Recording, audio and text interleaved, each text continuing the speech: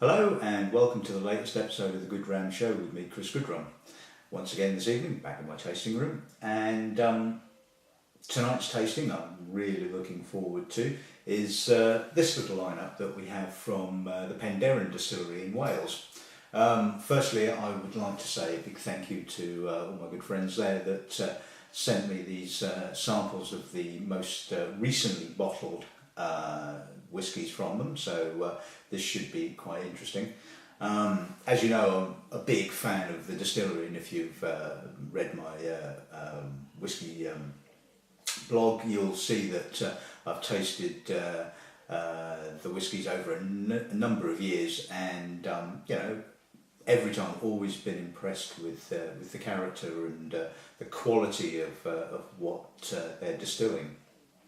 So anyway, a little bit of history. Right, now, the distillery itself was started distilling back in 2000, which is incidentally the same year that I started working for Gauntleys. And as an interesting little tale, in actual fact, my mother, bless her, is from Wales, from South Wales, and she loved a drink called Merlin, which was a cream liqueur. And one day normally she'd buy it when she visited relatives in South Wales, but this particular year she didn't go back and asked if I'd see if I could get hold of a bottle. So I did some research and found out that this was produced by the Penderyn Distillery. It's a bit like Bailey's, but a lot nicer in actual fact.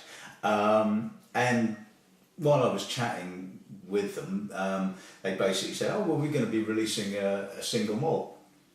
And I said, "Oh, that sounds really, really interesting. You know, keep me informed."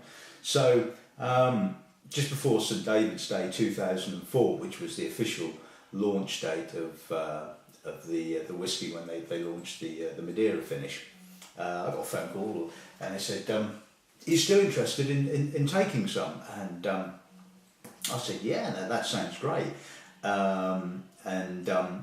They said, "Well, we've got 6 cases here. You can have 36 bottles." And I'm thinking, ooh, 36 bottles. Well, A, a whiskey I've never tasted. B, a completely unknown product that could, just sit in the stock room for ever and a day. And so I thought, no, I'll play it easy. I said, "Look, I'll just take 6. Well, big mistake. Basically, pretty much the entire first run was bought by Tesco's in South Wales, and once word got out that we were stocking it, I was getting phone calls and emails from all over the country sort of after it, and I was thinking, damn, I wish I'd have got those 36 bottles. But so what I'm basically saying is that we Gauntleys were the first whisky merchant outside of South Wales to actually stock it. And although unfortunately we didn't manage to get hold of any of the Millennium cask, which was the first cask that they distilled, we did get some of the first inaugural release cask strength bottling that they did. Came in a lovely wooden box, and we sold a lot of them. There was a lot of interest in the distillery, and obviously I think sort of sales of some slightly dipped after that sort of 2005, 2006, when it was very much a sort of a novelty. But sales have kept on a sort of like on a fairly flat level, because it wasn't just a novelty, it wasn't just a flash in the pan. It's been proven now that they're making great whiskey, and people enjoy it. The interesting thing about the distillery is that they had a custom still made with a long column with a number of plates in them, and so obviously what they can do is they can obviously sort of take out the plates and what have you if they sort of want to distill a sort of slightly heavier spirit, or they can obviously add these sort of rectifying plates in to create quite a light spirit.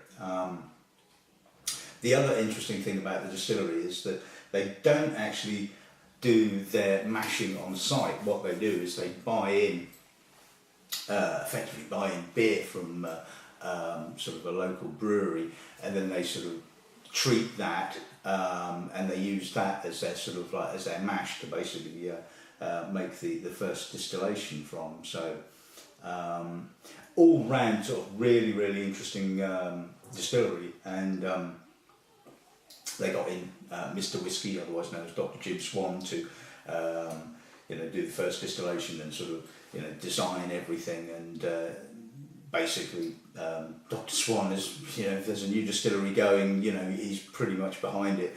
So they got the right people in at the start, and I think that's certainly been proven. So I guess that's enough waffle for now. Shall I introduce this evening's lineup then?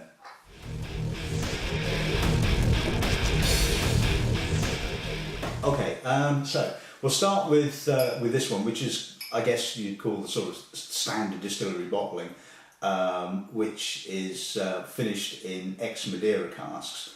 Now, I mean, when this was first released, I tasted it and I got the impression that it was a fairly light style of malt, obviously because of the sort of the number of rectifying plates, and the column still giving a fairly light character, and the Madeira, I felt at the time, kind of fleshed it out, gave it some weight, but it's always been really enjoyable. So this particular one was bottled in May of 2012, so we'll see how that goes.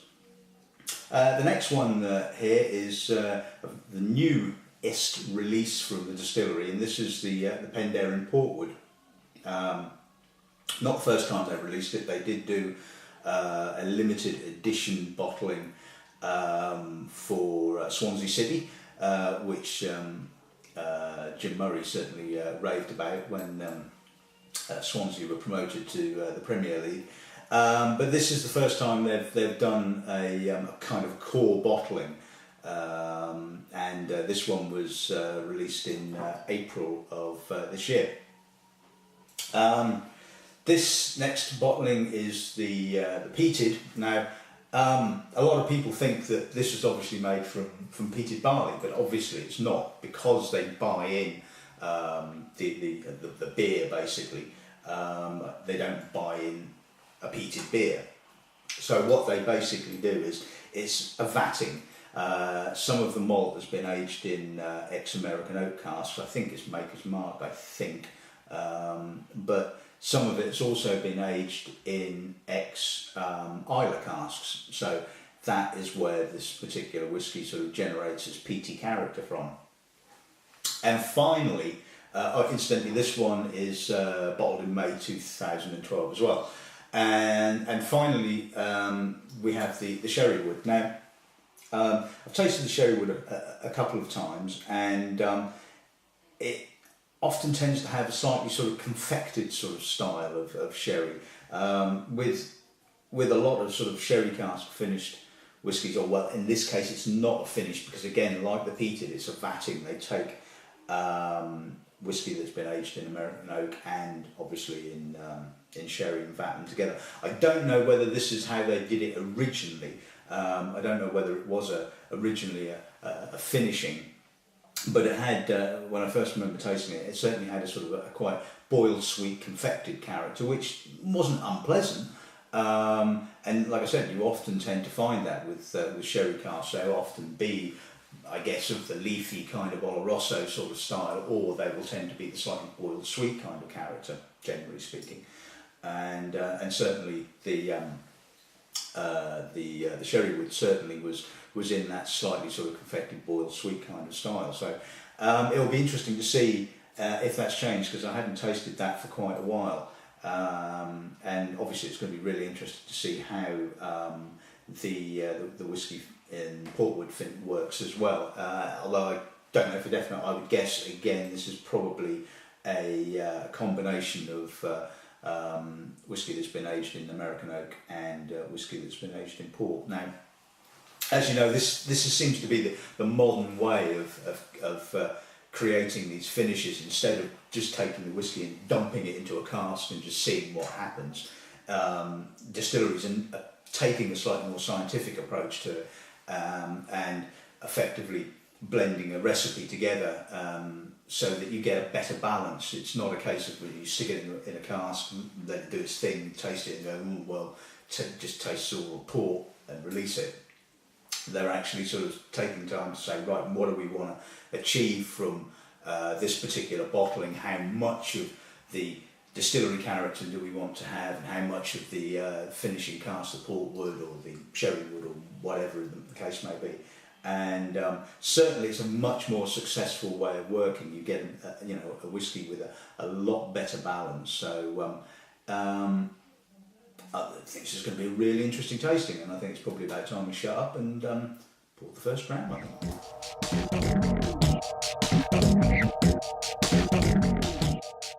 Right, okay, so let's start with the Madeira finish. Now,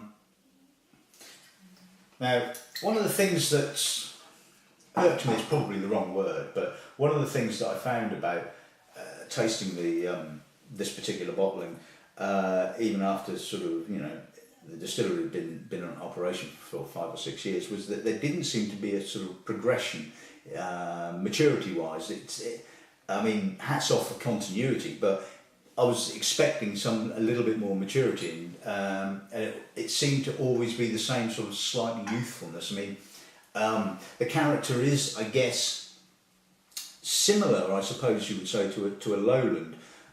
Certainly it has a sort of a rose petally kind of almost sort of Mar-like character, sort of, slightly a bit like Auchentoshan or something like that. So, and certainly giving it the Madeira finish certainly fleshes it out. So let's see what this current bottling gives us then, shall we?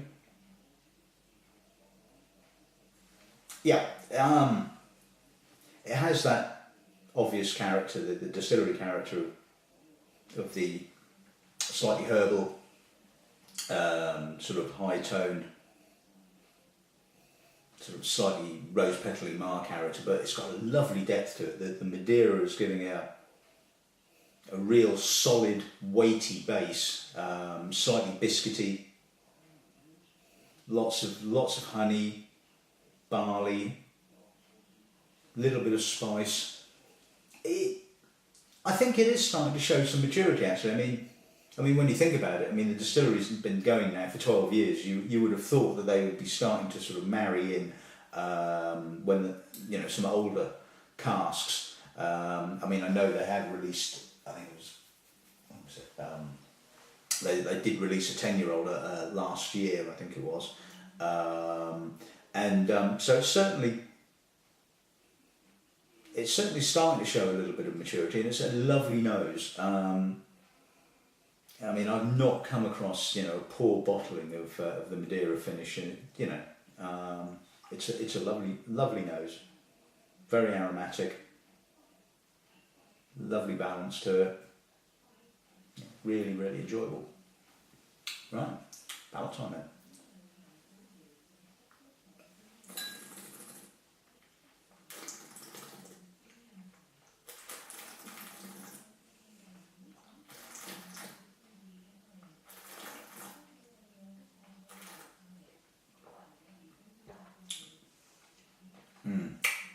Rich, weighty, honeyed. A lot of the Madeira. Oh, it's taking breath away. A lot of the Madeira coming through first. And then you get a progression through the rose petally spirit, a little bit of spice on the end. But it's certainly a full-bodied Dram, it has to be said. Really nice, really thick, really chewy. Lovely balance, a little bit of oak vanillins now on the finish, a little bit of spice. Yeah, that's really enjoyable. It certainly doesn't taste as young as what it used to do. It's certainly showing, I think, some more maturity. I may be wrong, but it just feels more weighty, less light, less, not spirity, spirity is the wrong word, but less of the youthful sort of rose petal Mar, which I certainly remember from some of the early bottlings. It really was very high toned. So yeah, I think this is showing really nicely. again, you know, class Dram, very classy.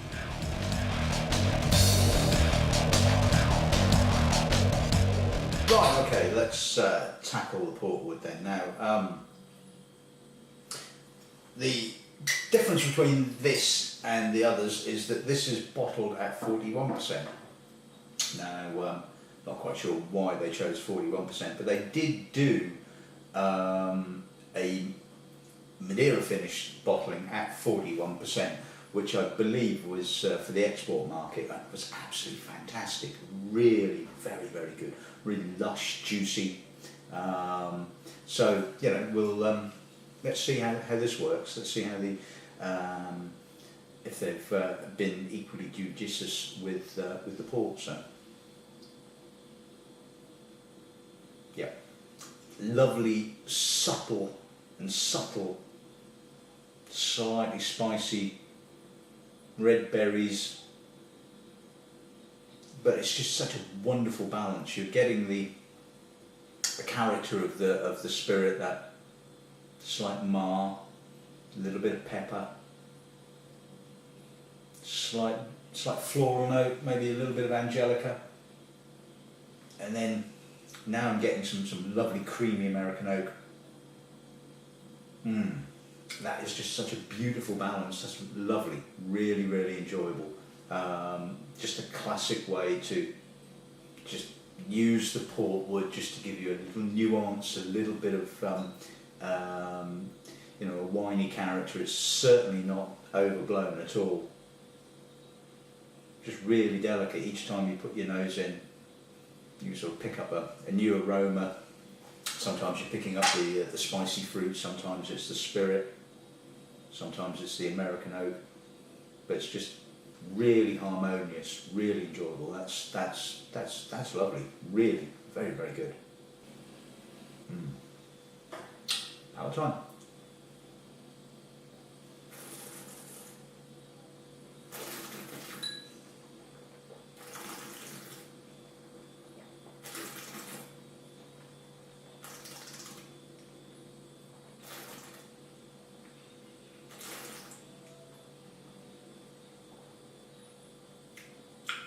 Ooh, that's full. That's lovely. A lot of creamy American oaks to start off with. Very Kentucky-like in actual fact, but it's got a fatness, not quite a corn fatness, so you know you're not drinking bourbon. It's got some nice fruit, a little bit of the distillery character, a little bit of rose petal.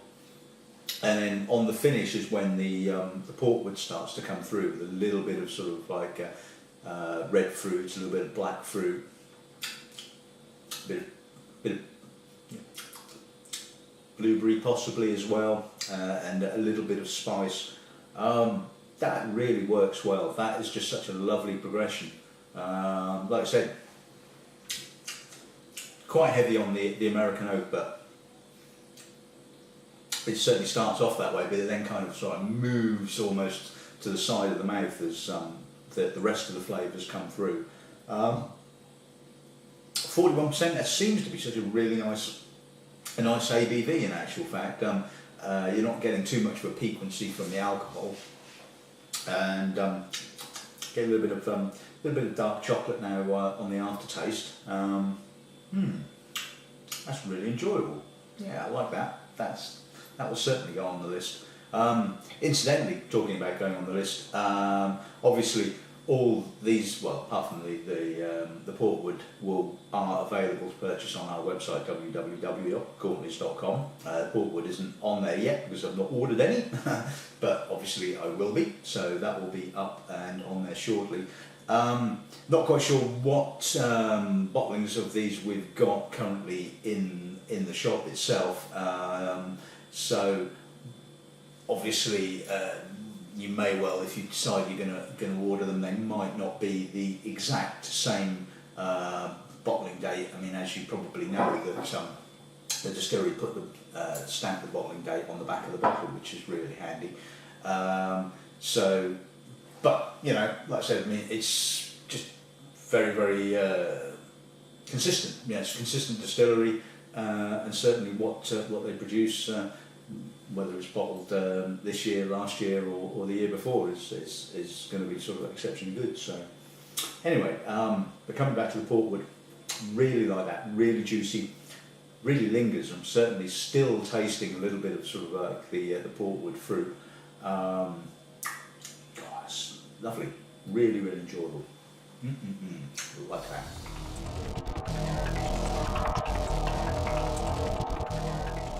Right, on to the peated. Now, past bottlings this I've tasted have tended to be quite subtly peated. I mean, this is obviously because they're not using peated barley, but obviously casks that once held peated whisky. So let's see what this one gives us then. Cool, that's phenolic.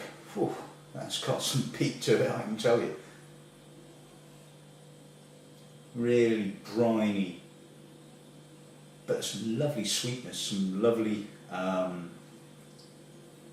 slightly creamy, toffeed American oak, apricots, little bit of a medicinal note.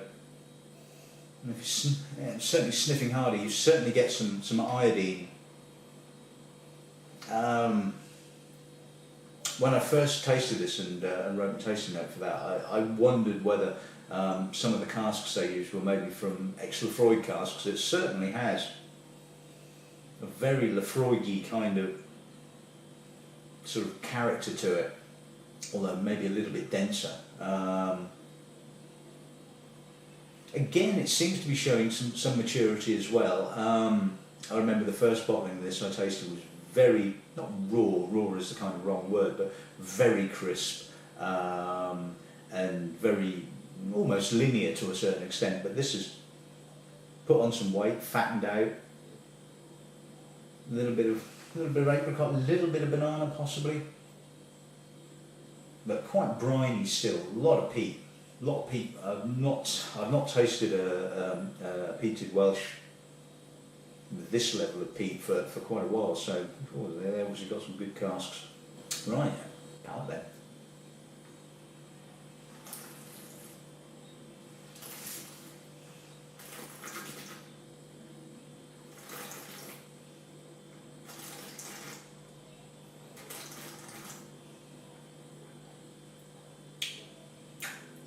Ooh, that is peaty. Medicinal, slightly earthy peat, lot of it. Initially there was a brief kind of flourish of American oak, and then all this peat came rushing in. A little bit of iodine, very, very crisp peat. Like I said, it certainly seems to remind me of Lefroy. I mean, I could be wrong, but and maybe somebody at the distillery will let me know whether they did use a number of ex-Lefroy casks in this particular one. But that's lovely sooty, dusty finish. A little bit of spice again, but still quite full, quite rich. And I think, you know, again, sort of showing some maturity. So I'm pretty certain that they're vatting in some older spirits now. And not just relying on obviously on the younger distilled spirits. So like that is really good. That's seriously good. Like I said, I don't know which release we've currently got in stock, and we may not have the May bottling. Then again, we may have. I haven't checked on the bottles in the shop, which I probably should have done before doing this, but. That's the way things go. But yeah, this is good. This is lovely. Very, very Islay in character. Certainly very different. Hats off, like that. That's good.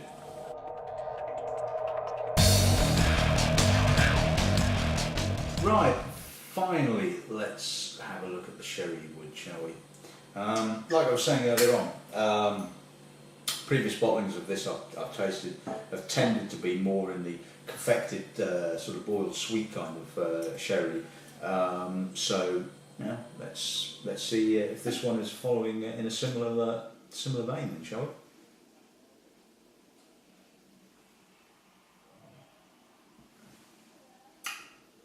No, I think is the answer to that one. It's certainly showing more leafy Oloroso, although there is a slight boiled sweet character, but it's kind of mingled in with the sort of rose petally Mar sort of spirit character.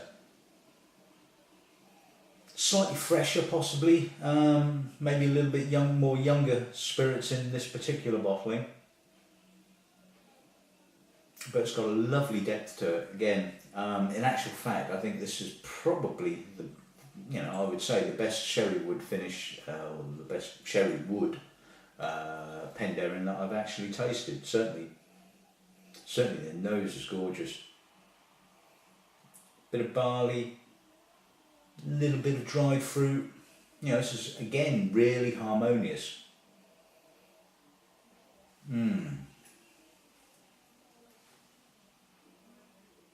Yeah. Definitely a lot more of the leafy Oloroso character. That's good. Like that.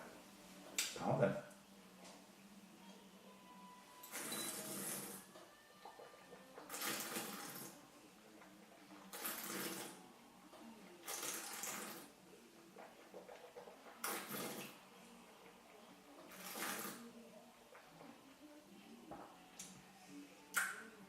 Ooh, that's lovely and soft, but still has a bit of a crisp edge to it.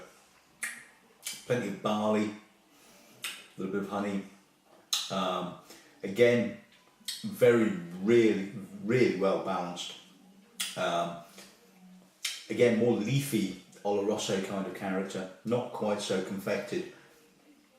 A little bit of rose petals, but really full, again, really well made, really well put together. A bit of licorice, a little bit of toffee, some lovely spices, gentle, soft, very crumbly spices. That is stunningly good, really good. I like that. That is really well balanced. Certainly, I think, like I said, this is probably the best bottling of the Sherrywood that I've tasted today. It has to be said. It was always my least favoured of the core three, should we say, before the Portwood appeared. But yeah, that's certainly come up trumps. Really nice. That's good.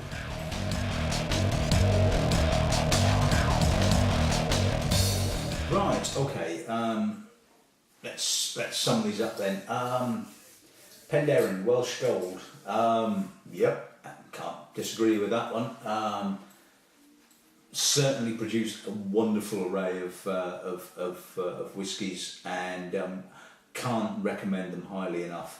If you've not tried them, then you definitely should. The Madeira finish, lovely, put on some weight, got some maturity now coming through, really classy, and still, really good value for money, not particularly expensive, and a lovely all-round dram. The new Portwood, I really like this. I mean, hats off to the distillery. They've got it sussed. They've got using wood, using wine casks absolutely down to a T. You'd expect they should do now after been doing it for 10 years. They really know what they're doing. No off notes whatsoever, no blemishes, absolutely gorgeous whiskey, really nice. If you like your wine finished malts, or you've not tasted a wine finished malt before, then yeah, buy this. This is great. Again, not expensive. I think sort of somewhere in the mid-40s, I think. So brilliant value for money, absolutely brilliant. Peated, love this. This is great. Probably the most peatiest of the peated Penderyns that I've tasted. Again, lovely balance, harmonious, strongly peated. So if you like your peated malts, you're going to love that. And probably the biggest surprise and the most enjoyable surprise, it has to be said, is the Sherrywood. Really good. Like I said, less of the confected Sherrywood character, a bit more of that sort of leafy Oloroso. Again, really well balanced, showing some maturity to the spirit, and I think sort of all round sort of really very very enjoyable. So like I said, if you want to purchase one of these, Portwood will be up on the website as soon as I've got some stock in. Obviously the other three are currently available to purchase. They might not be, like I said, these particular releases, but don't let that put you off. I've tasted a number of the bottlings over a number of years, and the consistency is just absolutely spot on. Can't complain about that whatsoever. Like I said, if you want to have a look at my tasting notes, although I don't think I've posted these tasting notes up on the blog as yet, but they will be up on there on my WordPress blog. So go have a look at that. And all I can say now is that I hope you've enjoyed the show. I hope this will encourage you to have a look at the Penderyn Distillery, because it's their output's certainly worth looking at, and I'm a big fan and have been for a number of years now. So I guess it's basically time to sort of stop wittering and say good evening and good ramming.